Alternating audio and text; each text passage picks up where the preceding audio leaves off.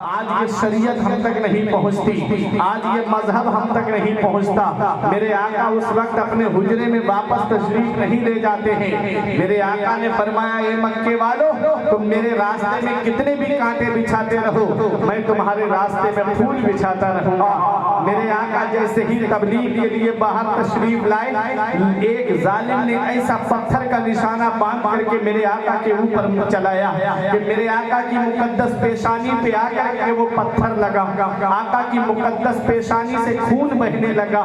وہ مقدس پیشانی جس کے بارے میں میرا امام کہتا ہے جس کے ماتھے شفاعت کا صحرا رہا، جس کے ماتھے شفاعت کا صحرا رہا، اس جبین سعادت پہ لاکھوں سلام۔ جیسے ہی میرے آقا اپنے حجرے میں تشریف لائے، حضرت فاطمہ کی نظر پڑی، حضرت فاطمہ کی چیخ نکل گئی۔ ان کی آواز سن کر کے دوسری شہزادیاں آ گئیں، دوسری شہزادیوں کی آواز سن کر کے حضرت خدیجہ الکبریٰ حجرے سے باہر آئیں۔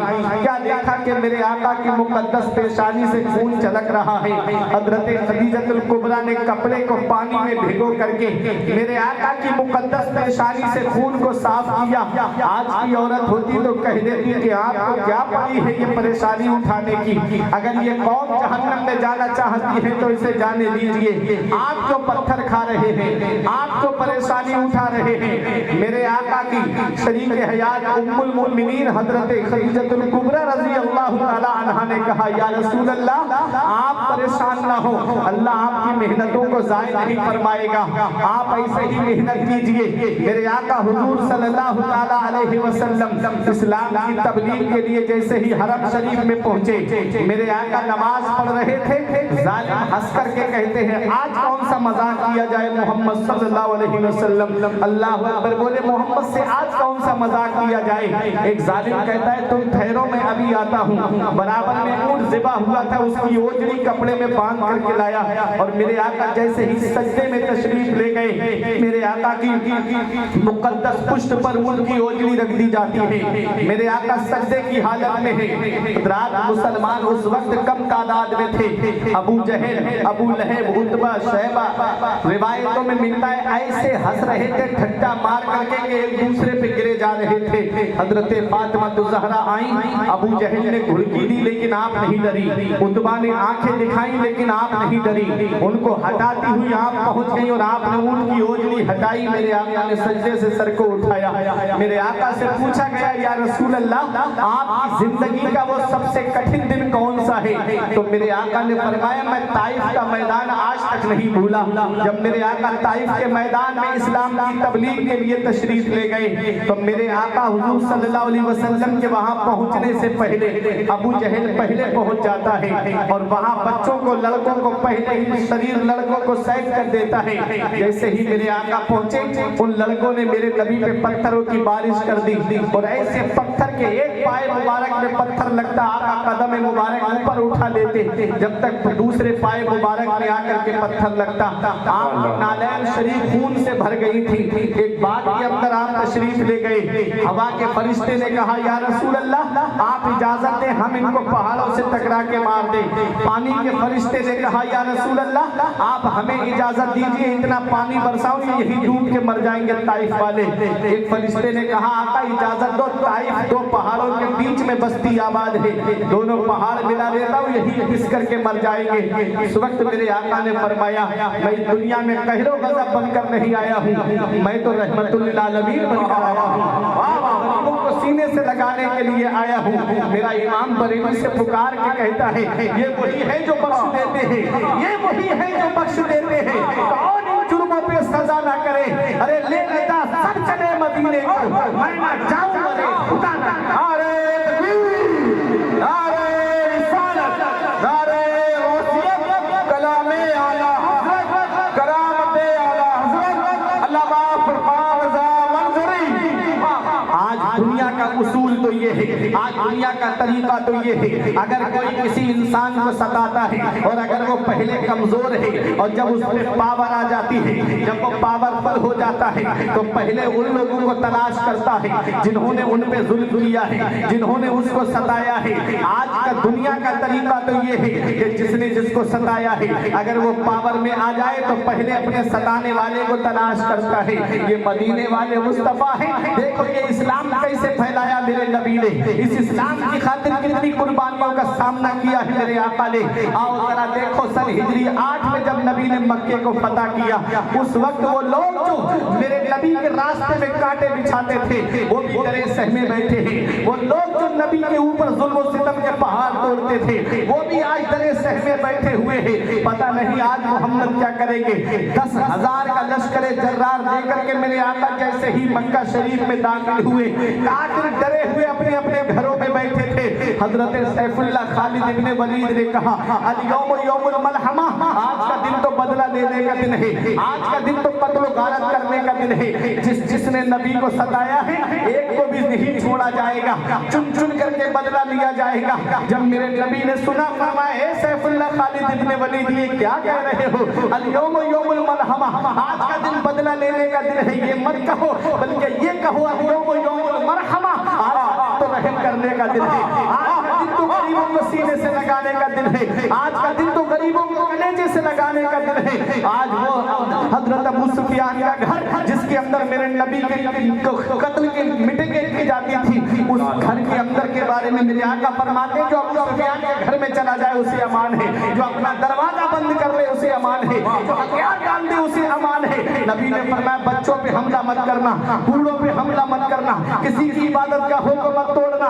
یہ مدینے والے مصطفیٰ ہیں، فاتحانہ شان سے مکے میں داخل ہوئے، ظلم کرنے والے ڈرے سہنے بیٹھے ہیں۔ پتہ نہیں آج ہمارا کیا ہوگا۔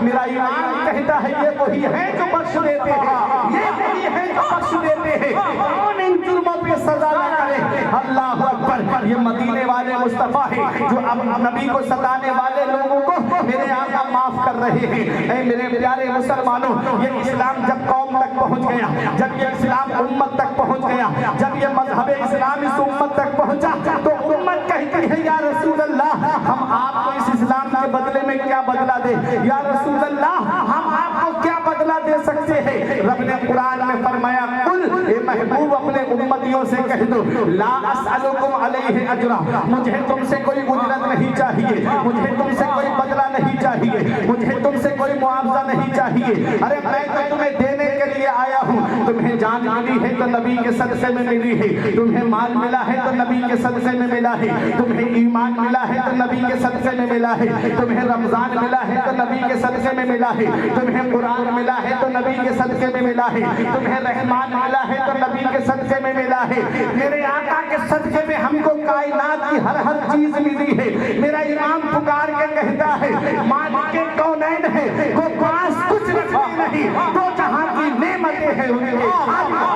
نعرہ تکبیر، نعرہ رسالت، نعرہ غوثیت، ذکر شہید اعظم علامہ فرمان رضا مدری۔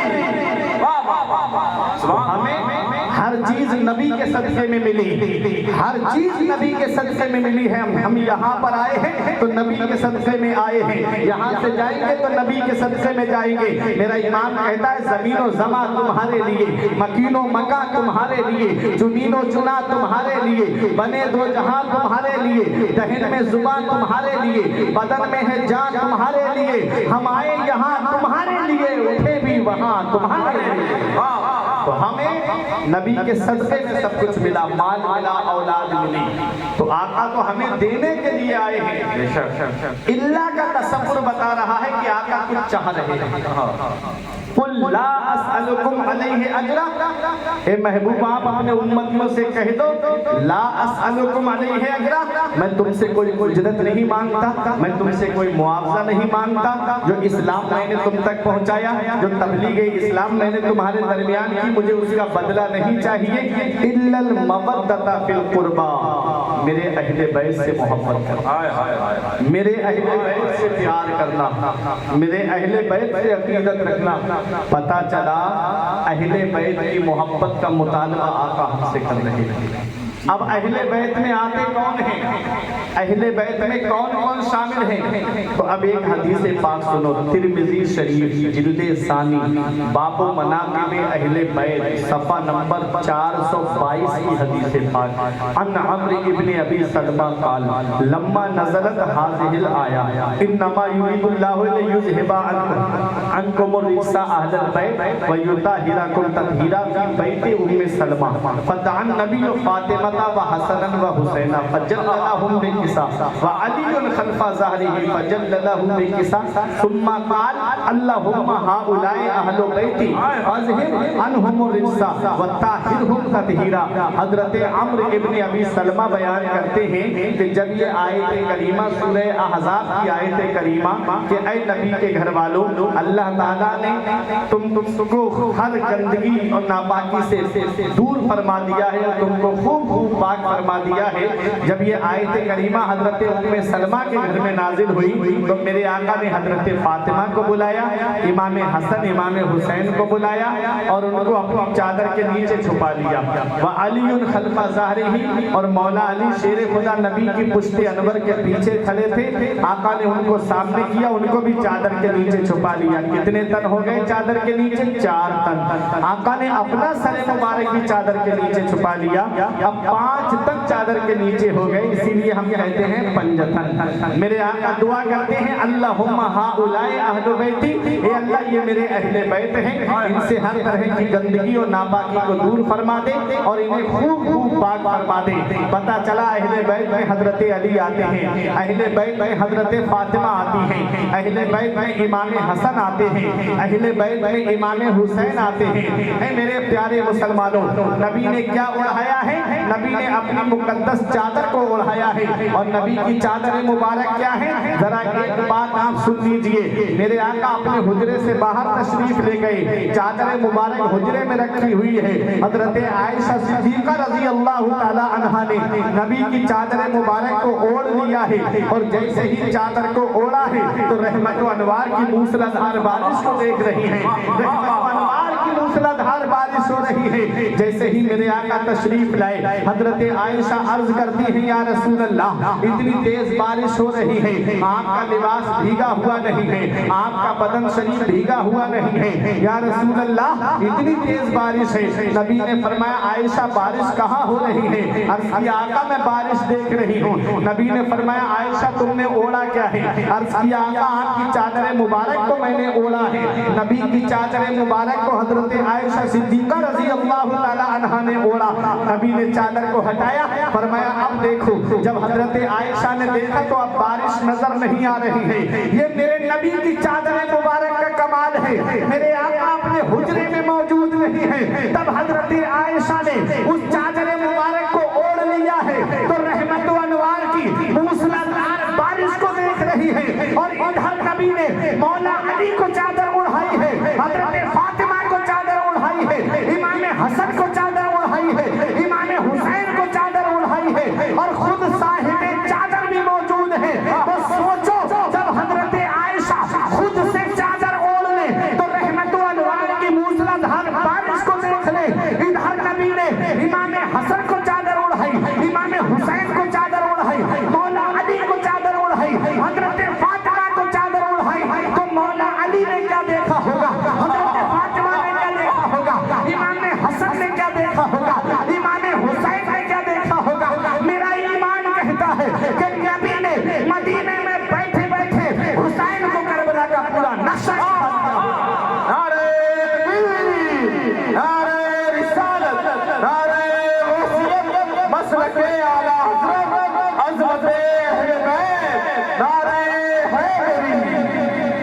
تو یہ ہے نبی کی چادر مبارک۔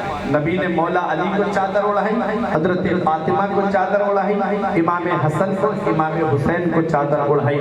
اب ایک حدیث اور سنو، پھر میں بڑی تیزی کے ساتھ آل رسول کی آمد ہوگی، بڑی جلدی اپنی تقریر کو میں ختم کر دوں گا۔ آؤ ذرا دیکھو، نجران کے عیسائی میرے آقا کے پاس آئے اور آ کر کے کہنے لگے کہ آپ عیسیٰ علیہ السلام کے بارے میں کیا کہتے ہیں؟ نبی نے فرمایا عیسیٰ علیہ السلام اللہ کے نبی، اللہ کے رسول، اللہ کے بندے ہیں۔ انہوں نے کہا کہ ہم آپ کی بات نہیں مانتے، کیا کوئی بغیر باپ کے بھی پیدا ہوتا ہے؟ ان کا مقصد یہ تھا کہ آقا عیسیٰ علیہ السلام کو خدا کا بیٹا کہہ دے معاذ اللہ۔ میرے آقا نے فرمایا نہیں، تو وہ کہنے لگے کہ کیا کوئی بغیر باپ کے بھی پیدا ہوتا ہے؟ تو میرے آقا نے فرمایا پھر آدم علیہ السلام کے بارے میں کیا کہو گے؟ ان کو تو اللہ نے بغیر ماں اور بغیر باپ کے پیدا کیا ہے۔ عیسائی خاموش ہو گئے، انہوں نے مباہلے کا چیلنج کر دیا۔ جب مناظرہ ہار گئے تو مباہلے کا چیلنج کر دیا، کہتے ہیں تم اپنے گھر والوں کو لے آؤ، ہم اپنے گھر والوں کو لے آتے ہیں۔ دیکھو حسین کی تیاری کیسے کرائی ہے میرے آقا نے۔ میرے آقا امام حسین کی شان ملاحظہ کیجئے، جب عیسائیوں نے کہا تم اپنے گھر والوں کو لے آؤ، ہم اپنے گھر والوں کو لے آتے ہیں، اور باہر چل کے رب کی بارگاہ میں دعا کرتے ہیں مولا جو حق پہ ہے اسے بچا لے اور جو حق پہ نہیں ہے اسے ہلاک کر دے۔ نبی نے فرمایا مجھے تمہارا چیلنج منظور ہے۔ میرے آقا حضرت فاطمہ کے مکان پہ تشریف لائے، حضرت فاطمہ کو ساتھ لیا، مولا علی کو ساتھ لیا، امام حسن نبی کے برابر میں چل رہے تھے اور امام حسین کو نبی نے گود میں لیا ہے۔ ہم میرے آقا اس شان سے چلے ہیں کہ ٹھیک میرے آقا کے پیچھے حضرت فاطمہ ہیں اور حضرت فاطمہ کے پیچھے مولا علی شیر خدا ہیں۔ ہونا تو یہ چاہیے تھا کہ شوہر آگے ہوتا بیوی پیچھے ہوتی، لیکن یہاں بیوی آگے ہے شوہر پیچھے ہے۔ کبھی آپ نے اس پہ غور کیا ہے؟ تو سنو حضرت فاطمہ کا پردہ میں آپ کے سامنے پیش کرنا چاہتا ہوں۔ اگر حضرت فاطمہ سب سے پیچھے ہوتی تو ان کے قدم کا نشان ظاہر ہو جاتا اور اس کے اوپر بھی کسی غیر محرم کی نظر پڑ جاتی۔ یہ پردے کا لحاظ رکھا گیا حضرت فاطمہ کے کہ جب میرے آقا حضور صلی اللہ علیہ وسلم چلے ہیں تو ٹھیک ان کے پیچھے حضرت فاطمہ ہیں کہ جہاں نبی کا قدم پڑے اس کے اوپر ٹھیک حضرت فاطمہ کا قدم پڑے اور حضرت فاطمہ کے قدم کا نشان ظاہر نہ ہو، اس کے اوپر مولا علی شیر خدا کا قدم کا نشان پڑ جائے۔ میرا امام پکار کے کہتا ہے جس کا آنچل نہ دیکھا مہو مہر نے، جس کا آنچل نہ دیکھا مہو مہر نے، اس ردائے نزاہت پہ لاکھوں سلام، سیدہ ظاہرہ طیبہ طاہرہ جان احمد کی رحمت پہ لاکھوں سلام، خون خیر الرسل سے ہے جن کا خمیر، ان کی بے لوث دینت پہ لاکھوں سلام۔ نعرہ تکبیر، نعرہ رسالت، نعرہ غوثیت، مسلک اعلی حضرت، کرامت اعلی حضرت، کلام اعلی حضرت، نعرہ حیدری۔ جب میرے آقا حضور صلی اللہ تعالیٰ علیہ وسلم پہاڑی کے اس پار پہنچے، عیسائی دوسری جانب سے دیکھ رہے تھے، ان کا سب سے بڑا فوق، سب سے بڑا عالم اس جس کو بولتے تھے، اس نے کہا لوگوں تم کیا کر کے آئے ہو؟ بولے مباہلے کا چیلنج کر کے آئے ہیں۔ کہنے لگا کیا تمہارا دماغ خراب ہو گیا ہے؟ تم خوب جانتے ہو جس قوم نے اپنے پیغمبر سے لڑائی کی ہے اللہ نے پوری قوم کو تباہ کر دیا ہے، اللہ نے پوری قوم کو ہلاک کر دیا ہے، اور تم بھی خوب جانتے ہو کہ یہ اب نبی برحق ہے، تم خوب جانتے ہو کہ یہ اللہ کے نبی اور اللہ کے رسول ہیں، تم پھر بھی مباہلے کا چیلنج کر کے آ گئے۔ تم دیکھ نہیں رہے ہو میں اپنی گود میں جس بچے کو دیکھ رہا ہوں، اگر اس بچے کے نانا نے بد دعا کر دی اور اس بچے نے آمین کہہ دی تو قیامت تک کے لیے عیسائیت ختم ہو جائے گی۔ اللہ اکبر۔ میرے آقا حضور صلی اللہ علیہ وسلم کے برابر میں امام حسن چل رہے ہیں اور نبی نے حسین کو گود میں لیا ہے۔ جس چیز کے لیے میں نے اس حدیث پاک کا مفہوم آپ کے سامنے پیش کیا ہے، اب وہ چیز میں آپ کو بات میں آپ کے سامنے پیش کرنے جا رہا ہوں۔ نبی نے حسین کو گود میں لیا ہے، اور جب بچے کو گود لیا جاتا ہے تو بچے کو سنبھالنا بھی پڑتا ہے، بچے کی سپورٹ بھی کرنی پڑتی ہے۔ نبی نے حسین کو گود میں لیا ہے، اور بتاؤ نبی دعوت میں گئے ہیں یا دشمنوں سے مقابلے کے لیے گئے ہیں؟ نبی دشمنوں سے مقابلے کے لیے گئے ہیں، اور نبی نے حسین کو سامنے رکھا ہے، اور نبی نے حسین کو سامنے رکھ کر کے یہ پیغام دے دیا، اے میرے بیٹے حسین، جیسے آج دشمنوں کے مقابلے میں تیرا نانا تجھے سنبھالے ہوئے ہے، ایسے ہی کربلا کے میدان میں بھی تیرا نانا تجھے سنبھالے ہوئے ہوگا۔ حسین کو نبی نے وہاں بھی سنبھالا ہے، اور نبی نے حسین کو کربلا کے میدان میں۔ نعرہ تکبیر، نعرہ رسالت،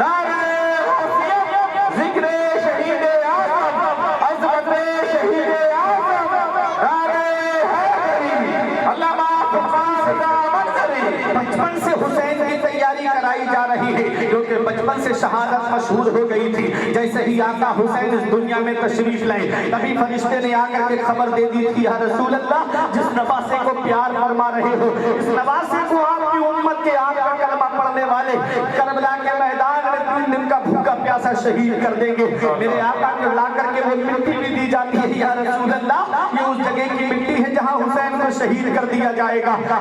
بچپن ہی سے مشہور ہو گیا تھا کہ حسین میدان کربلا میں شہید کیے جائیں گے، تو بچپن سے حسین کی تیاری کرائی جا رہی تھی۔ کبھی نبی سجدہ لمبا کر کے حسین کی تیاری کرا رہے ہیں، کبھی نبی عیدگاہ کو لے جا کر کے حسین کو اپنے کاندھوں پہ بٹھا کر کے حسین کی تیاری کرا رہے ہیں۔ جب آقا امام حسین سے نبی نے فرمایا حسین نانا کو مضبوطی سے پکڑ لینا، میرے بیٹے تم گرو گے تو کیا ہوگا؟ حسین کہتے ہیں میرے نانا دنیا کی کوئی ماں ایسی دنیا میں نہیں آئی ہے جو اپنے بچے کو دودھ پلا دے اور وہ حسین کو گرا دے، کیونکہ جب میں مسجد نبوی میں گرا تھا تو نانا آپ نے خطبہ چھوڑ کر مجھے اٹھایا تھا، اور جسے نبی اٹھا دے اسے کوئی مائی کا لال گرا نہیں سکتا ہے۔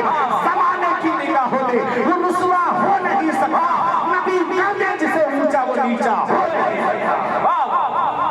نبی نے حسین کی کیسے تیاری کرائی ہے؟ آج ہم تو آج دنیا کے چند تنگ نظر انسان یہ سوچتے ہیں کہ حسین کربلا کے میدان میں مجبور تھے۔ نہیں پیارے مسلمانوں، میرا حسین کل بھی مختار تھا، آج بھی مختار ہے، صبح قیامت تک مختار رہے گا۔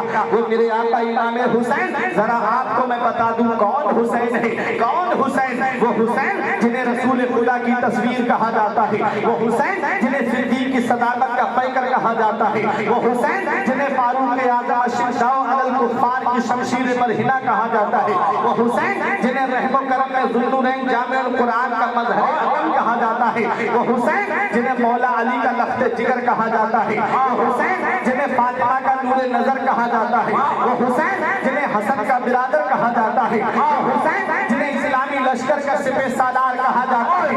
خدار کی سرزمین میں رہنے والوں، حسین کے نام میں 4 حرف ہیں، ہاں سین یا نون ملا کے ہوا حسین، اور چاروں حرف الگ الگ پیغام دے رہے ہیں۔ ہاں نے کہا حق والا حسین، سین نے کہا سجدے میں سر کٹانے والا حسین، یا نے کہا یاد خدا میں مست رہنے والا حسین، اور نون نے کہا نانا کی امت کو بچانے والا حسین۔ نعرہ تکبیر، نعرہ رسالت، نعرہ اوصیت، مسلک اعلیٰ حضرت، ذکر شہید سرزمین گھٹار برن شریف۔ وہ حسین 56 سال کے قریب جب آپ کی عمر ہوتی ہے، اپنا گھر سب کو پیارا ہوتا ہے، ہوتا ہے کہ نہیں ہوتا ہے؟ اپنا وطن سب کو عزیز ہوتا ہے، اپنا گھر سب کو پیارا لگتا ہے، لیکن آؤ ذرا حسین کی شان دیکھو۔ جب یزید تخت پہ بیٹھا آقا حسین سے بیعت کا مطالبہ کیا گیا تو میرے حسین نے سوچا کہ یہ نانا کا مقدس مدینہ ہے، کہیں ایسا نہ ہو کہ یزید لشکر بھیجے اور مدینے میں خون کی نالیاں بہہ جائیں۔ اس لیے میرے حسین نے مدینہ چھوڑنے کا ارادہ کیا۔ اپنا گھر سب کو پیارا ہوتا ہے۔ آج اگر ہمارے یہاں کا کوئی بھی انسان 3 سال کے لیے سعودی کام کرنے کے لیے چلا جائے تو پوری رات گھر والے نہیں سوتے، 3 سال کے لیے ہمارا عزیز جا رہا ہے۔ اگر بیٹا جس سے گھر والے ماں باپ گاؤں میں رہ رہے ہیں اور بیٹا شہر میں رہنے کے لیے چلا جائے، جب اس کا سامان آتا ہے نا تو ماں باپ کو نیند نہیں آتی، میرا بیٹا جا رہا ہے۔ کبھی سوچا آقا حسین کی شان کبھی دیکھی آپ نے؟ اپنا وطن سب کو پیارا ہوتا ہے۔ ذرا سوچو دل پہ ہاتھ رکھ کر کے، جب آقا حسین نانا کے روضے پہ پہنچے ہوں گے تو یہ کہا ہوگا نانا آپ کا وہی بیٹا حسین آیا ہے جسے آپ چوما بھی کرتے تھے، جسے آپ سونگا بھی کرتے تھے۔ آپ کا وہی بیٹا حسین آیا جسے آپ کاندھے پہ بٹھایا کرتے تھے۔ آپ کا وہی بیٹا حسین آیا ہے جسے آپ سینے سے لگایا کرتے تھے۔ آپ کا وہی بیٹا حسین آیا ہے نانا جسے آپ گود میں کھلایا کرتے تھے۔ اب اپنے نواسے کا آخری سلام قبول کر لو۔ میرے آقا امام حسین 3 دن نانا مصطفیٰ کے روضے پہ گئے۔ آقا خواب میں تشریف لاتے فرماتے میرے بیٹے حسین پریشان مت ہو، تیرا نانا تجھے کبھی تنہا نہیں چھوڑے گا۔ بیٹے ہر موڑ پہ ہر محاذ پہ صبر سے से काम लेना। आका हुसैन नाना मुस्तफा के रोजे से अपनी अम्मी फातिमा की तुरबत पे आए और आके कहा, अम्मी आपका वही बेटा हुसैन आया है जिसे बुखार आता था तो तुम मन्नतों के रोजे रखती थी, जिसे कोई तकलीफ होती थी तुम तड़प जाया करती थी। अब अपने बेटे का आखिरी सलाम कबूल करो। फिर अपने भाई इमाम हसन की तुरबत पे आए, भाई आपका वही भाई हुसैन आया है जिसका हाथ पकड़ के तुम मदीने की गलियों में चलते रहे। अब अपने भाई का आखिरी सलाम कबूल करो। ये कहा मेरे आका इमाम हुसैन ने, और जैसे ही छोटा सा काफिला लेके मदीने के बाहर निकले तो मुड़ मुड़ के देख रहे थे मदीने शरीफ की तरफ, मुड़ मुड़ के देख रहे थे। हजरत ज़ैनब ने पूछा, भाई आप क्या देख रहे हो मुड़ मुड़ के? तो हजरत इमाम हुसैन कहते, बहन ज़ैनब, जिसे दुनिया में कहीं चैन नहीं मिलता, जिसे दुनिया में कहीं सुकून नहीं मिलता, जिसे दुनिया में कहीं आराम नहीं मिलता, जिसे दुनिया में कहीं राहत नहीं मिलती, उसे चैन हमारे नाना के मदीने में मिलता है, उसे सुकून हमारे नाना के मदीने में मिलता है, उसे आराम हमारे नाना के मदीने में मिलता है। आज वही मदीना हुसैन से छूट रहा है, आज वही मुकद्दस शहर हुसैन से छूट रहा है। मदीने की बहारों ने आवाज दी, हुसैन मदीने को छोड़कर जा रहे हो, क्या मदीने से मोहब्बत नहीं रही हुसैन? हुसैन कहते हैं, मदीने के जर्रे जर्रे से मोहब्बत है। कहा फिर हुसैन मदीना छोड़ के क्यों जा रहे हो? तो आका हुसैन कहते, एक तरफ मोहब्बत है और एक तरफ नाना की शरीयत है, मैं मोहब्बत छोड़ जाऊंगा, नाना की शरीयत को बचाऊंगा। ये कहा मेरे आका इमाम हुसैन ने और मदीना छोड़ करके मक्के का इरादा किया। अपने दिल पे हाथ रख करके सोचो, खुदार की सरजमीन पे रहने वालों, ये उलमा आपको बताएंगे, ये शोरा आपको बताएंगे। आप अभी पूछना, कोई आपके इलाके में कोई ना कोई ऐसा शख्स होगा कि जिसने हज किया होगा या उम्रा किया होगा, आप उससे पूछना कि जब वो मदीना शरीफ पहुंचता है तो दिल की कैफियत क्या होती है, दिल की हालत क्या होती है। मैंने खुद जुबानी सुना हाजियों की और उम्रा करने वालों की, कहते हैं मदीने शरीफ में घर वालों की याद नहीं आती, बस नबी की मोहब्बत में ऐसा शर्मसार हो जाता है हाजी कि हर वक्त नबी की मोहब्बत में, नबी पे दरूद पढ़ना, नबी के रोजे की हाजिरी, मस्जिद नबवी में इबादत करना, वक्त नहीं मिलता घर वालों को याद करने का। अल्लाह अकबर। जब हाजी के कानों में आवाज पहुंचती है, इस वक्त वहाँ की जो हुकूमत है वो 7 दिन या 8 दिन से ज्यादा हाजी को मदीने में ठहरने नहीं देती। जब मदीना छोड़ने की आवाज कानों में आती है कि फला तारीख में जो हाजी आए थे वो मदीना छोड़ करके मक्के के लिए रवाना हो, अपना अपना सामान सफर तैयार कर ले। जब ये आवाज कानों में पहुंचती है हाजी के, तो तारीख बताती है कि हाजी की आंखों से आंसू जारी हो जाते हैं। हाजी आंखों से आंसुओं के सैलाब को आस्तीन में जज्ब करता है और अपना सामान सफर तैयार करके मदीने शरीफ में गुंबद खदरा की छांव में सुनहरी जालियां पकड़ के कहता है, हे अल्लाह, इस दयाल में आने के लिए पूरी जिंदगी दुआ करता रहा, दिखा दे या इलाही को मदीना कैसी बस्ती है जहां रात दिन मौला तेरी रहमत बरसती है। मौला इस दयाल में तूने पहुंचा तो दिया, मेरे दिल की तमन्ना तूने पूरी तो कर दी। एक दुआ करता हूँ मेरे मौला, अगर तू मुझे जिंदगी दे, दौलत दे, सेहत दे, तो एक बार अपने महबूब का रौजा और दिखा देना। ये दुआ करके हाजी जब वापस आता है और जब तक मस्जिद नबवी के मीनार नजर आते हैं, मुड़ के देखता है हाजी गुंबद खदरा की तरफ, मुड़ के देखता है हाजी मस्जिद नबवी की तरफ। अर्श पे नूरे मुस्तफा देखा, आईना पेशे आईना देखा। जब हुई रुखसती मदीने से हमने मुड़ के रास्ता देखा, मुड़ के हाजी देखता है गुंबद खदरा की तरफ।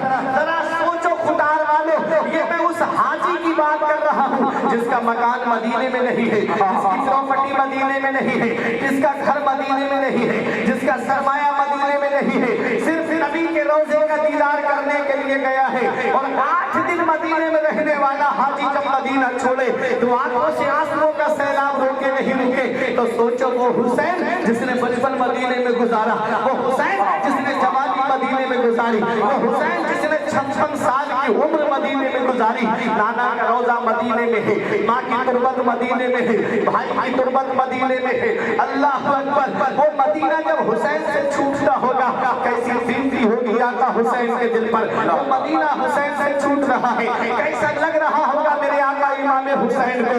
वो मदीना जिसके बारे में शायर कहता है, वो मदीना जो कौनैन का ताज है, जिसका दीदार मोमिन की मेराज है। जिंदगी में खुदा हर मुसलमान को वो मदीना दिखा दे तो क्या बात। नारे तकबीर, नारे نعرہ رسالت، نعرہ غوثیت، ذکر شہید اعظم، نعرہ حیدری، علامہ فرقان رضا منظری۔ وہ مدینہ حسین سے چھوٹ رہا ہے، جیسے ہی آقا حسین مدینہ چھوڑ کے مکہ آئے، مکے میں بھی چین سے نہیں رہنے دیا، خط آنے شروع ہو گئے۔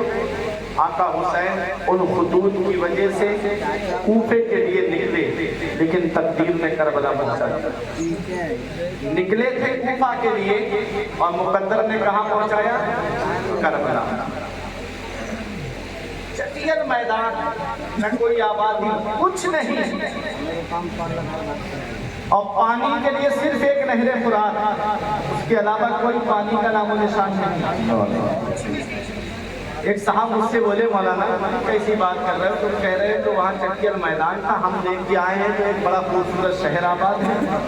ہم نے کہا یہ کب تک تھا، یہ کب تک تھا؟ جب تک اس زمین میں حسین کے قدم نہیں چھومے تھے، اس سے پہلے وہ چٹیل میدان تھا، اور جب سے کربلا کی زمین میں حسین کے قدم چوم لیے ہیں، حسین کے قدموں کا بوسہ دے دیا ہے، دنیا کی رونقیں سمجھ کر کے کربلا کے میدان اور ایک شہر آباد ہو گیا ہے۔ اور حسین کے روضے پر حسینی پرچم لہرا کر کے دنیا والوں کو ایک پیغام دے رہا ہے کہ زندہ ہو جاتے ہیں جو مرتے ہیں حق کے نام پر، زندہ ہو جاتے ہیں جو مرتے ہیں حق کے نام پر۔ اللہ اللہ موت کو کس نے؟ مسیحا۔ نعرہ تکبیر، نعرہ رسالت، نعرہ غوثیت، علماء اہل سنت، آمد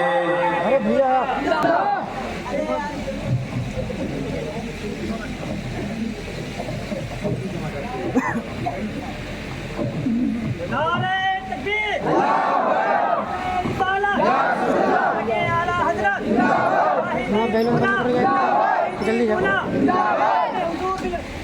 نعرہ تکبیر۔